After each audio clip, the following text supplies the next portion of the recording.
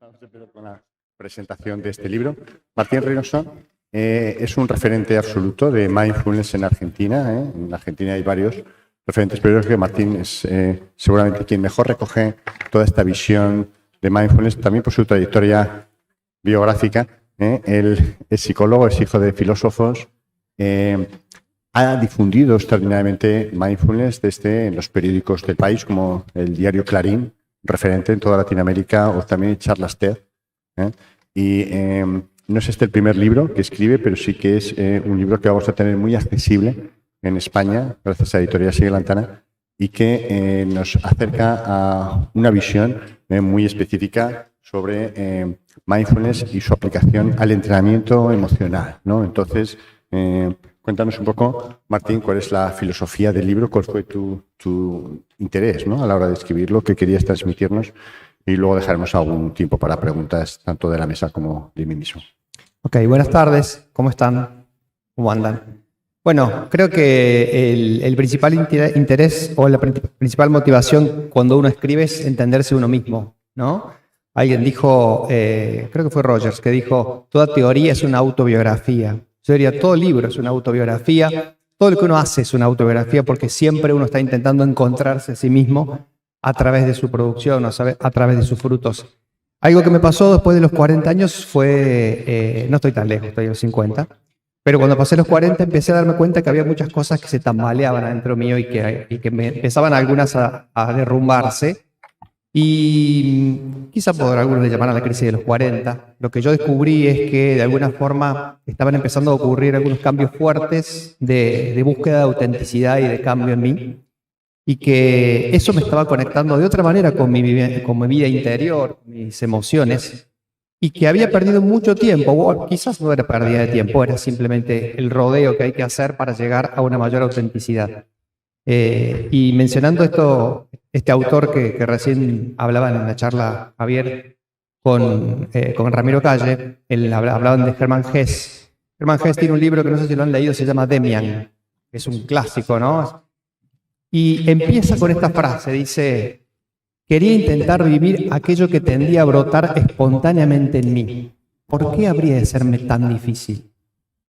¿No? Eso dice Germán, como diciendo, yo siempre supe lo que quería, yo siempre sabía por dónde quería ir o qué quería, hacia dónde quería dirigir mi vida, pero ¿por qué me costaba tanto eso?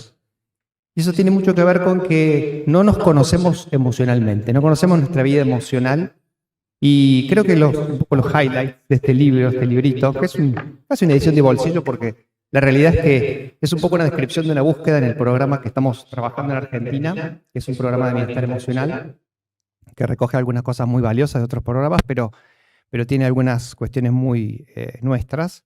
Es el poder reconocer algunas cuestiones que a veces no se hablan de las emociones. Por ejemplo, una de las cosas de que no se hablan es que las emociones cada vez más sabemos que no son universales totalmente, ¿no? Que hay como algunas cuestiones que pueden ser como más marcadas a nivel cultural quizás, pero las emociones son singularísimas, subjetivísimas y se construyen, ¿no? Se construyen a partir de una serie de factores que yo los intento explicar ahí, siguiendo un poco una visión constructivista de lo que son las emociones, pero esta tendencia de lo que trabajó por algunos años, muchos años, quizá más de lo que hubiera sido necesario, la psicología, es que las emociones no son universales totalmente, ¿no? Hay como un aspecto muy personal, y a eso yo le llamo que uno tiene que volverse un sommelier de sus emociones, que en algún punto va a ser en algún momento el título del libro, pero bueno, me lo censuraron. No, estuvimos hablando con Carlos, el editor, y dijimos quizás es más práctico llamarlo así, pero a mí me gustaba mucho la palabra esta, sommelier. ¿Saben lo que es sommelier, no? Bueno, Carlos decía que la gente no sabe mucho qué es sommelier, pero parece que sí. Pero este es un grupo muy especial. Este es un grupo de avanzada. Bueno, en Argentina todo el mundo sabe que es un sommelier. ¿Será que somos más vitivinícola? No sé. Pero un sommelier es claramente una persona que, si ustedes se fijan, tiene un contacto de mucha motivación e intención a saborear un vino, pero al mismo tiempo que tiene esa motivación y esa profundidad observacional y atencional, tiene una objetividad clara. No es que se casa con lo que está haciendo. Es decir, si se da cuenta que el vino no es bueno, lo va a decir. Este vino tiene un tono de madera un poco fuerte. Este vino tiene, no se casa con lo que hace cuando conecta con la bebida. con ese traguito de vino que ingiere. Bueno, un poco la idea nuestra es esa, que uno tiene que conectar plenamente y con un movimiento interno profundo hacia uno mismo, pero también tiene que mantener cierta objetividad, cierta observación consciente de lo que está sintiendo. Y eso no se nos enseña y eso no lo aprendemos a hacer. Y otra cosa que me parece muy importante, que también está con el libro, por eso le dedico atención a los estilos emocionales de Davidson, es que todos nosotros tenemos como un carro emocional, si podemos llamarlo así, una base, un estilo emocional ya muy marcado, ¿no? Y por ejemplo, cuando hablamos de las prácticas meditativas, de las prácticas contemplativas o de aprender mindfulness, muchas veces no sabemos cuáles son esos estilos emocionales que tenemos. Y creemos que la práctica simplemente va a operar de la misma forma en cualquier persona, sin mayor diferenciación. Y la realidad es que si uno tiene una base, por ejemplo, muy ansiosa, ¿no? Emocional muy ansiosa, de preocupación o de una cuestión así muy aprensiva, la práctica no va a impactar de la misma manera que una persona que tiene una cualidad emocional, una característica emocional mucho más conectora, mucho más calma, mucho más de presencia. Entonces, los estilos emocionales, la base, el carro que uno conduce, es importante conocerlo, ¿no? Yo creo que eso también es muy valioso conocerlo. Y luego, por supuesto, está un poco la explicación de lo que son lo que yo considero como dos procesos o dos aspectos muy valiosos de las prácticas contemplativas con las emociones, que son la regulación emocional de las emociones aflictivas, y ahí hablo de algunas familias emocionales, si es que podemos hablar de familias emocionales, y lo que es el cultivo o la práctica del altruismo, del heartfulness, ¿no? Así que bueno, eso es un poquito la descripción de este camino en el cual trabajé durante algunos años. El primer libro que saqué fue uno que se llamó Mindfulness, la meditación científica. Básicamente daba cuenta de un proceso de 10 años de trabajo en un instituto de neurociencia donde yo estuve.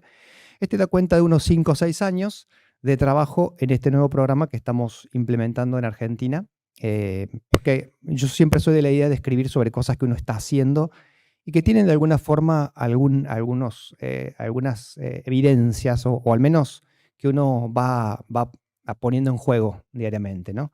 Así que, bueno, de eso trata un poco el libro. ¿Cómo cambian las emociones en la persona que practica mindfulness durante años? La verdad que lo que uno va observando es que si la práctica es como decíamos, como decía también acá que lo mencionaba Ramiro Calle, si la práctica es auténtica, si uno se sigue a sí mismo y si uno continúa como de alguna manera esta búsqueda personal, yo creo que va generando cambios importantes, ¿no? Pero a mí me pasó algo que les quiero contar, por eso en el libro también algo menciono, que yo los primeros 5 años de mindfulness que estuve haciendo logré una primera etapa que podría llamar de primera conexión conmigo mismo y de mucha estabilidad. Y de alguna forma me quedé en ese tiempo, un par de años, en ese estado de cierto confort, de cierta comodidad, y solo después de ciertos tropiezos y de ciertas cuestiones de búsqueda personal, empecé a encontrar nuevamente en la práctica compasiva, por ejemplo, nuevos canales de aprendizaje, nuevos espacios de aprendizaje.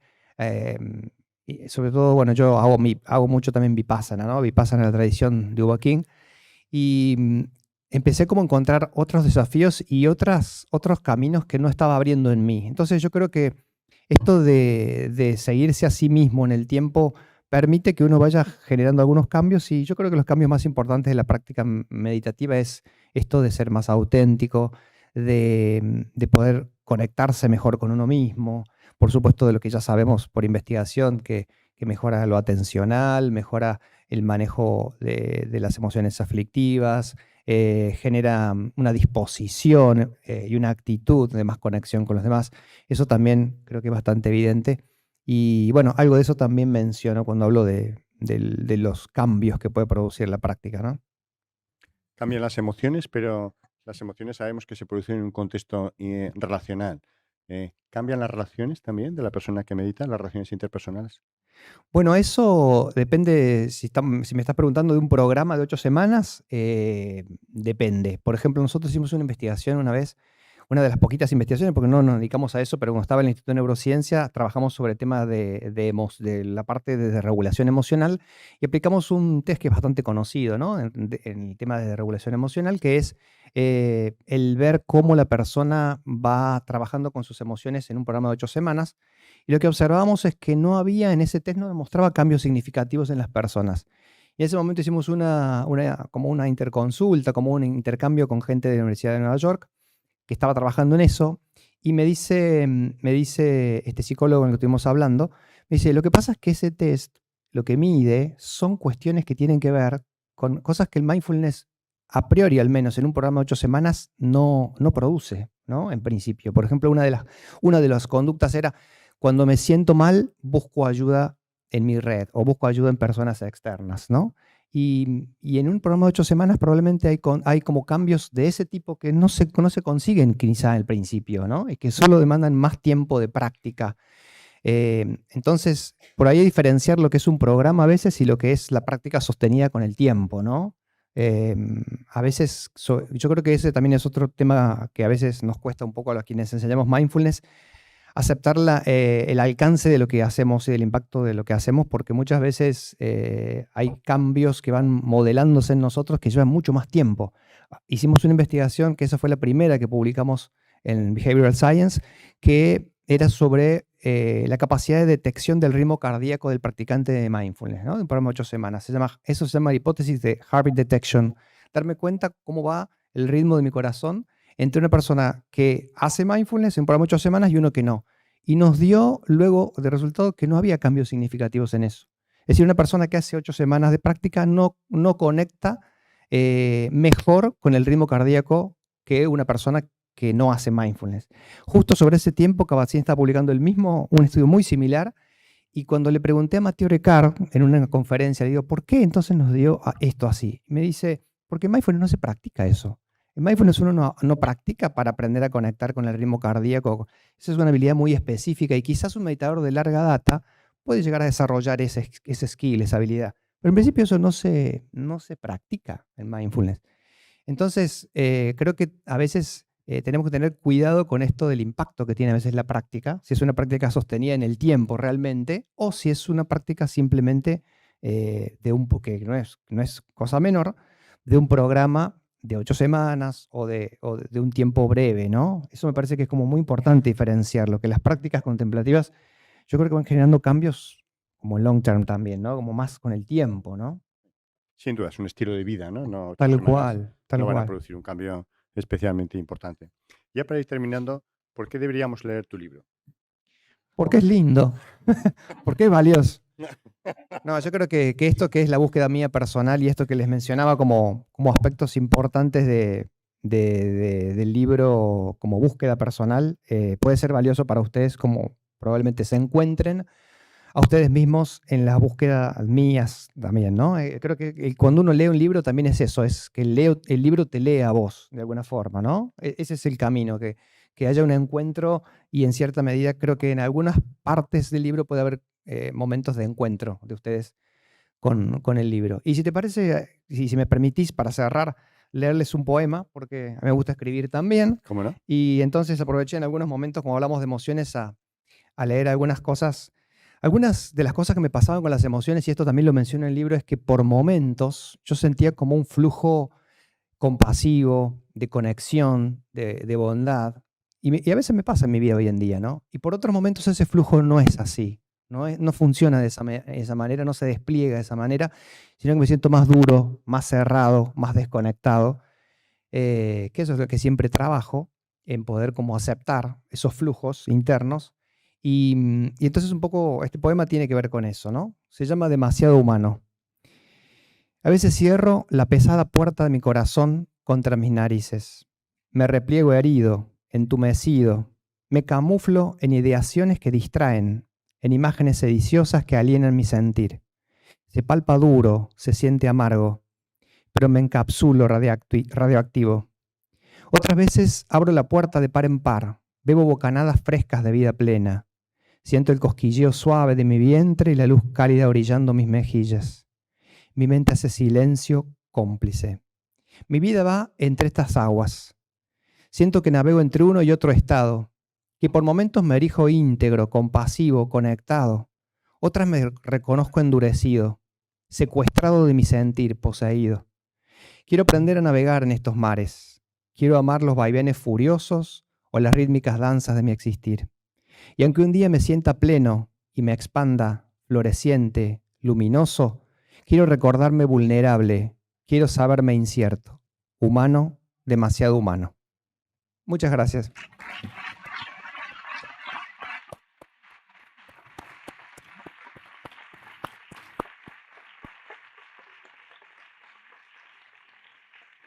Muchas gracias, Martín. Aparte de maestro de mindfulness, poeta, ¿no? Yo creo que una buena mezcla. Damos por terminada pues esta presentación del libro. Invito a quien quiera que lo lea. Realmente yo creo que nos puede ayudar mucho a todo lo que es el manejo de emociones. Y vamos a dar paso a la mesa sobre cuál es la